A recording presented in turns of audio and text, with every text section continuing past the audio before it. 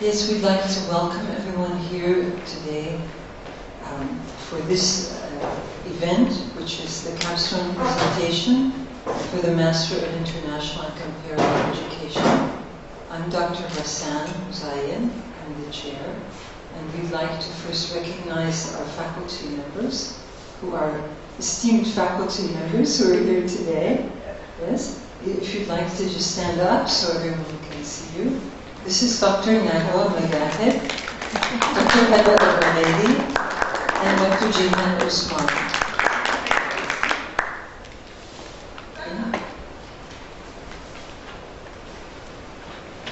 Yes, we're going to have in the first presentations, there'll be 3 presentations, and then we'll have a coffee break for a few minutes, and then 3 more presentations in the second session.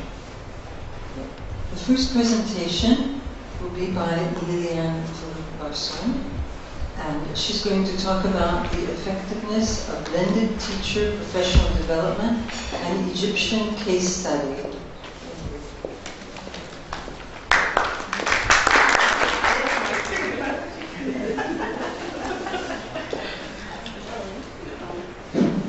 Good afternoon. I'm so glad that everyone was able to make it. First, before I start my presentation, I'd like to give thanks to everyone that has helped me. And you know, I could have never have come here or finished or even dream of standing like this, presenting my capstone thesis, if it weren't done, if I wasn't standing on the shoulders of a giant. So thank you, Dr. Jihan. Really, I'm the tip of the iceberg, but she is the iceberg itself. And so thank you as well to everyone that has helped me realize where my strengths were. Dr. Nagwa, Dr. Heba, Dr. Hassan, all those interesting courses that I took, also with the other professors. I mean, I never thought I'd ever learn as much, but I did really learn a lot. And the courses were something, and learning through my thesis was totally another experience. I learned really a lot, how to mentor a student, how to push, how to keep them motivated, how to always make them feel that what they're doing is really worthy. And so thank you very much, everyone, again. And now for my case study. It's called Effectiveness of Blended Teacher Professional Development, an Egyptian case study that took place for a blended course here at the AUC. What is blended learning, first place? Blended learning is a term that is a combination of face-to-face learning combined with technology or online learning.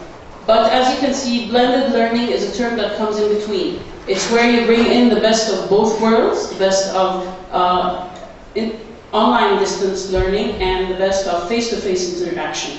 It's not merely web-enhanced learning, where you post files and documents online on a platform for students or participants just to log in and download their files. That's not what blended learning is. So blended learning basically is replacing a percentage of class time, quality class time, up to 30 or even more percent, 30 to 50%. The percentage of the online learning or the blended learning requires some sort of interaction. It's not just posting replies or making sure that you read stuff. It requires interaction and collaboration from those that are within the program. The context. Now, what happened is we were studying a case study of a class that was taking the diploma, professional educator's diploma. They were studying leadership, and it was in 2014. And you know, back then there were many power cuts, security issues, and there was this urge from AUC to push towards blended learning. What blended learning is and why AUC started that, it's because it was flexible, where actually students can control when and where they have access to their online material. They get to control when the real learning happens, when to read and reflect, and when to collaborate with their peers. And it goes beyond the walls of a classroom. There was easy access, because things are posted online most of the time, and there was a need for redesign. You need to bring in those students who cannot physically be here every day, every weekday, or twice a week, and come and attend something. The purpose of the study was to determine the effectiveness of a teacher professional development program delivered through a blended learning pedagogy in the Egyptian context. Of course, we were focusing more on the online content, and this is what I'll come and explain later. The background. Of course, we all have heard of the term teacher professional development, and basically you can classify them into two major big points. Either it's traditional teacher professional development, the classical one, you bring everyone from their school, you have them seated, you give them a workshop, you train them, you give them a session. It's a one-size-fits-all strategy. You do things to teachers and you don't include them in what they are learning. So it's a process done to teachers and not with teachers. The other type would be the non-traditional professional development programs. And teachers here are envisioned as continuous learners. The learning goes beyond the time frame of the class, and those teachers continue to learn even when they go back after they take sessions or after they read material. They go, take what they've learned into their classrooms, practice it, come back, reflect, collaborate with their peers, maybe even share what they found, take some advice, go back again and try things once more. And that's when the learning happens. They call it peer learning, collaboration, activity teaching methodologies.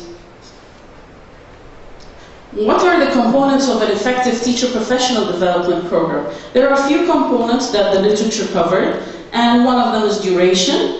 And basically what the literature said here was that the longer the time teachers are exposed to professional development, the more they develop. And this is basically what any educational reform program is talking about. You can never develop a student or give students what they really need unless you develop the teachers.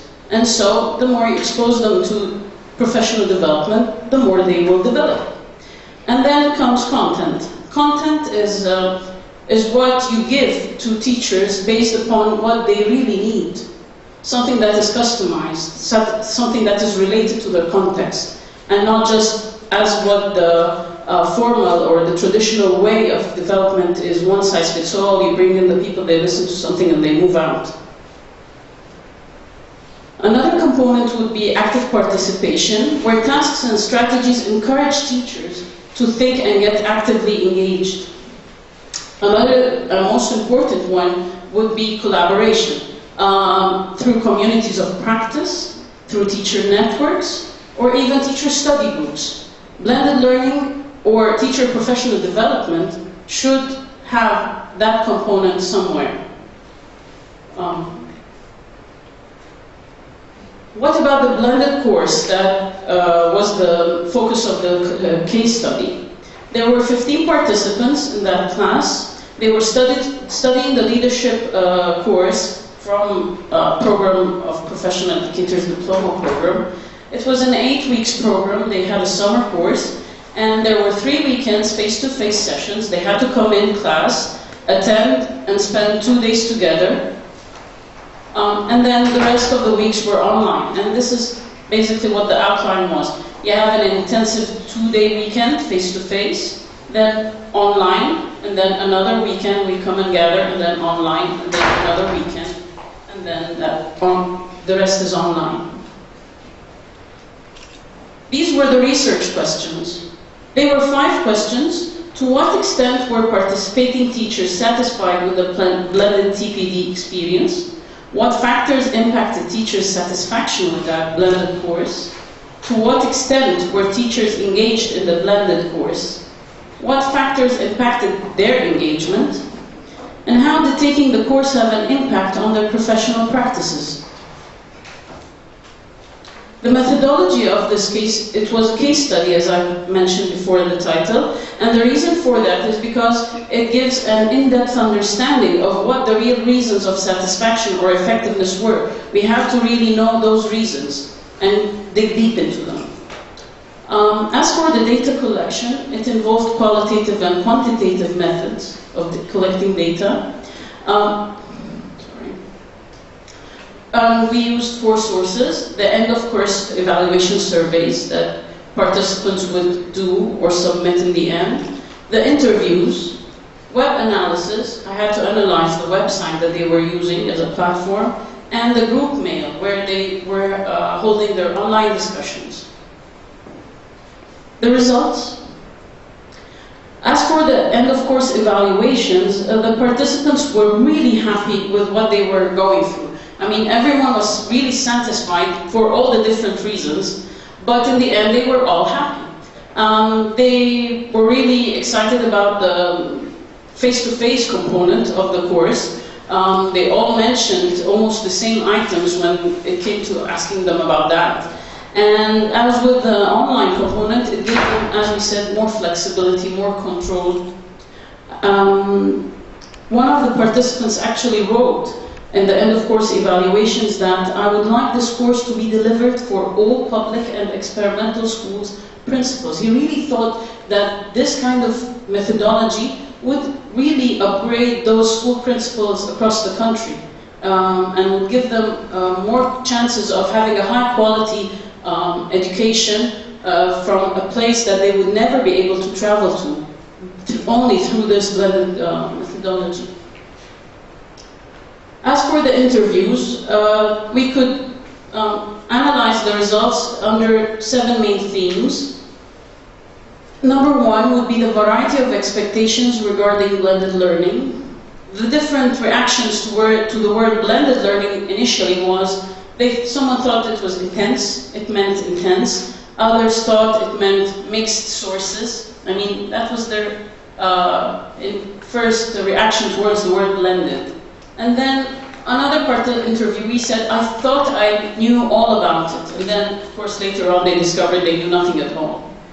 And then came the intensive nature of the course. That was a theme that was there across all interviewees. And through the evaluations, we could see that. Many thought it was burdensome at first. And later on, they got adapted somehow to the amount of reading material and assignments that they have to go through. Then the third theme would be face-to-face sessions. It was considered the backbone. The face-to-face sessions, although few in number, I mean there were only 3 sessions, yet those 3 sessions gave them the sense of community they needed. And they really felt engaged, and it was all hands-on experience, and they just couldn't keep it out of their minds while they were talking about it. They really remembered even the most small details of coming in and watching movies and having in some popcorn and drinks and food, and this is what made them happy. They felt like a community. Class time was fun while learning. And they could actually remember those specific activities they had to go through, the learning activities, I mean, that they had to go through within those 3 face-to-face sessions. The value of online reflection, one of the reactions was it taught them how to read beyond what is written.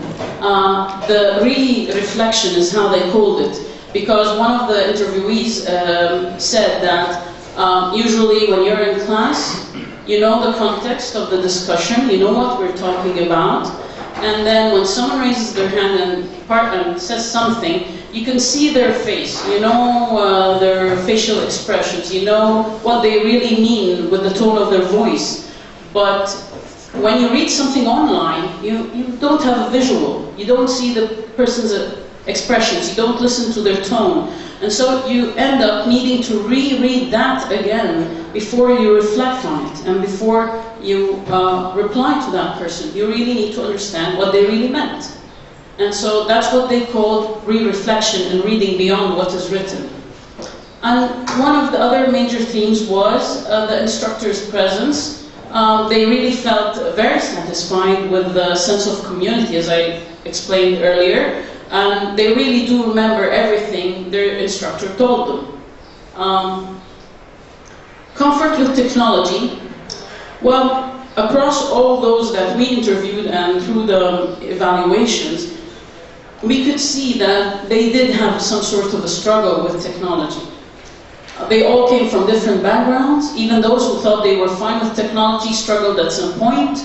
It could have been as simple as uploading an assignment. It could be having high-speed internet at home. It could be anything. They just came from different backgrounds, although they did all take the orientation session, and they left the orientation session feeling that they were fine. That's what everyone said. They felt it was really enough. But as they moved along the course, they realized they did need some technical support that was sustained somehow. The impact of what they learned was another theme. They all agreed, although they all come from different managerial levels or teaching positions in their schools or institutions where they work, they all were able to bring in something of what they learned into their working place. Although they were different, although they did not all have the facilities to do so, but they managed to learn something and bring it in. And so that was something that was positive. Student participation and engagement. These are some statistics of what we found. Of course, these are synonyms. These are not the original names. Ayman, who contributed over 6,000 words. I had to count the words per participant at some point. And Ayman contributed 6,000 words. Omneya was as low as 19. Now, between 19 and 6,000, that's a big range, and there were many people there. Now, the instructor's contribution was 1,144 words. Ayman was a self-initiated leader. He would sometimes post a prompt himself and ask people to answer him, which was quite interesting. It was not only, he was playing the role of the instructor sometimes. And people would answer him and, you know, they wouldn't let him down. As for the archive discussions, this is a curve or a chart showing the total posts per participant. And, and this is actually the total posts, but then I have to narrow them down to what kind of posts were they? Were they initiated posts? Were they replies to other people's posts? And so we can see here that there was a variation. Some people, Ayman would of course reply to everyone, and then the rest, they were fine.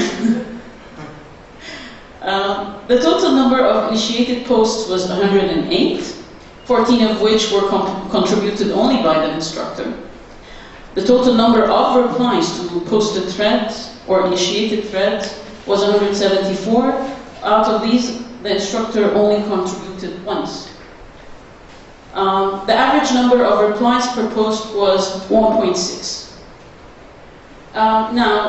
There were functional moves. We had to know the quality of what kind of posts there were. And so there were 4 categories, 4 big categories: social posts, technical posts, logistical posts, and conceptual posts. Of course, we can see here that the conceptual posts took the majority. And what conceptual basically means simply is it was something related to the content that they were learning. And then I had to narrow things down and see what were they saying. Was it directly connected to the content? Was it deep reflection? Was it just merely hi, bye, thank you, very nice, keep on, move on, excellent work?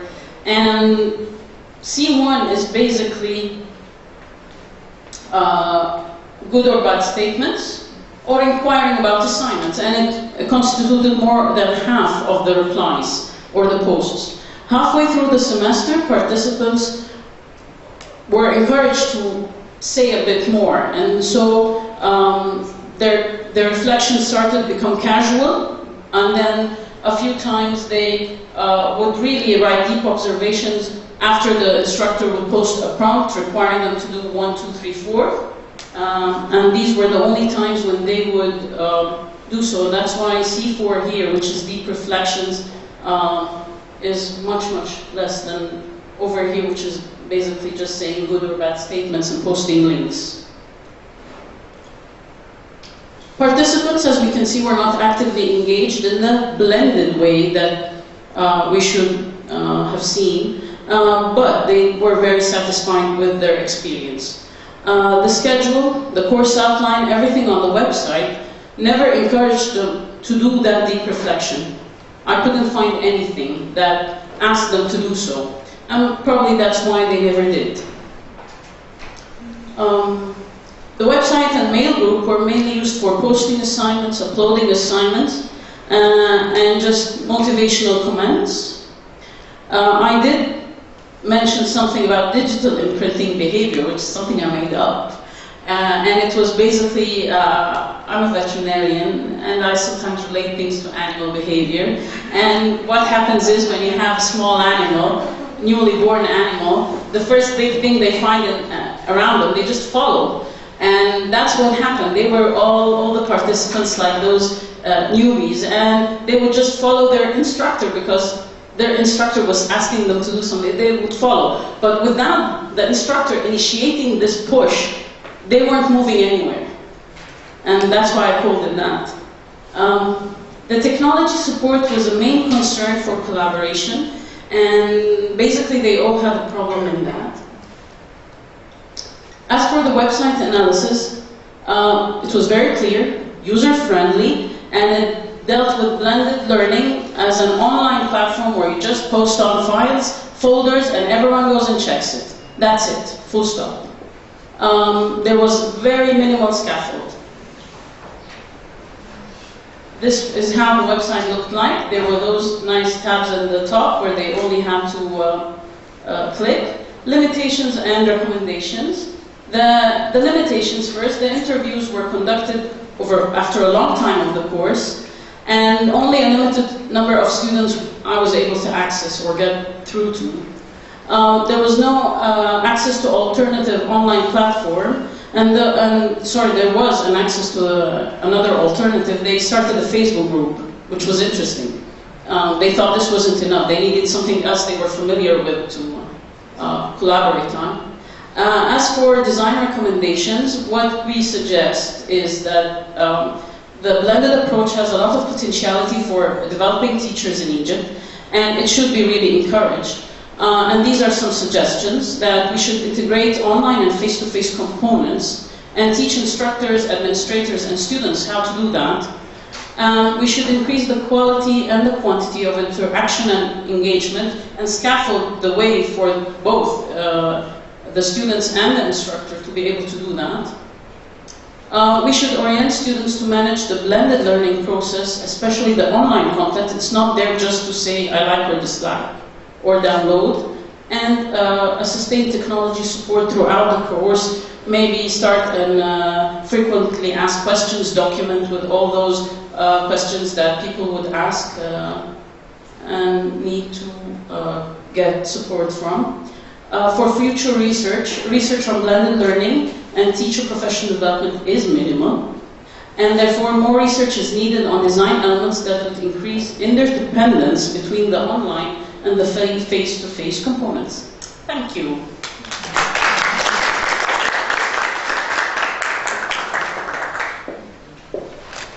Thank you very much, Lilian. That was really a very great job. Thank you. And next we'll have a presentation from Ayman Sarag. But before we do, I'd just like to introduce the Dean of the Graduate School of Education, Dr. Ted Burrington, who will say a few words. I welcome welcome to all the family members and friends of everyone here. This is a wonderful, once again, wonderful, exciting opportunity to celebrate our work. And Lilian, this was, where are you, Lilian? There you go. This really was phenomenal. I know all of the studies are, but it's just incredible to see this kind of work. It not only is influential to the field, but to our own work here, right, at the Graduate School of Education. So I wanted to just share, as you're all graduating this Saturday, that, you know, I know most of you are aware, but AUC is, I think, distinctive for many, many reasons, and one of them is the affiliation people have with the university for their entire lives. If you've been in AUCN once, you're in AUCN forever, and the same is true for the Graduate School of Education. And we really want to make sure that you continue staying connected with us through your career, throughout your entire lives, as your influence and the connections you bring to your career are beneficial to us, which in turn hopefully is beneficial to your furthering of your career, your opportunities, and the value and reform and work you provide in your workplaces. October 1st is a date you'll hear about in an email from me soon. But just know to expect that we're going to try to get all of the alumni together for a dinner on October 1st here at AUC. And our hope is that is just one event next year and one symbol of our desire to keep very closely connected to all of you and to have you constantly tell others about what we do and the influence that collectively all of us are having on education in this country, in this region, and globally. So I'll just leave with one final word. I've attended a few conferences over the past few years with some of the graduates of our program, and I've found over and over that AUC GSE graduates are extraordinarily well received at international conferences. A few of the presenters are in this room, and it really speaks incredibly about the quality of our students, our graduates, and our faculty. And I hope all of you, after today, feel less anxiety about presenting your work in a public space, because we're hoping you all can get out and show off your incredible your research to the rest of the world. So thank you and welcome.